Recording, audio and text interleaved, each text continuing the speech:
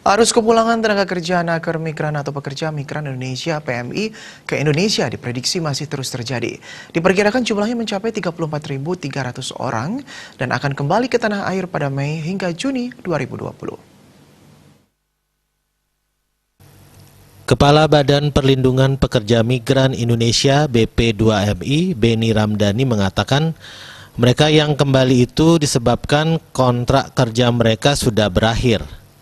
Ia menuturkan para naker migran asal Indonesia ini bekerja di 54 negara. Sementara untuk asalnya ia mengatakan dari 32 provinsi di Indonesia.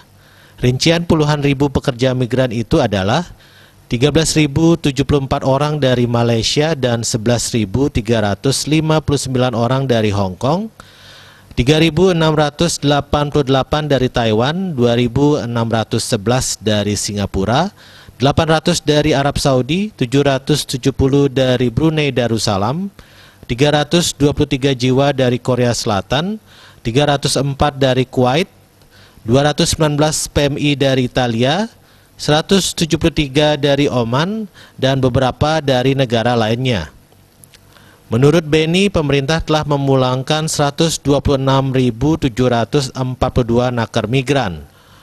Pemulangan tersebut dilakukan melalui jalur darat, laut, dan udara, baik yang sehat, sakit, dan bahkan meninggal dunia. Dari jumlah yang difasilitasi itu dikutip dari Antara, sebanyak 33.434 naker memilih kepulangan secara mandiri. 17.884 orang difasilitasi oleh BP2MI dan 75.424 orang kepulangannya dalam penanganan gugus tugas nasional. Selanjutnya jumlah kru kapal pesiar berdasarkan informasi perwakilan pemerintah di luar negeri yang dilayani BP2MI adalah 9.553 orang.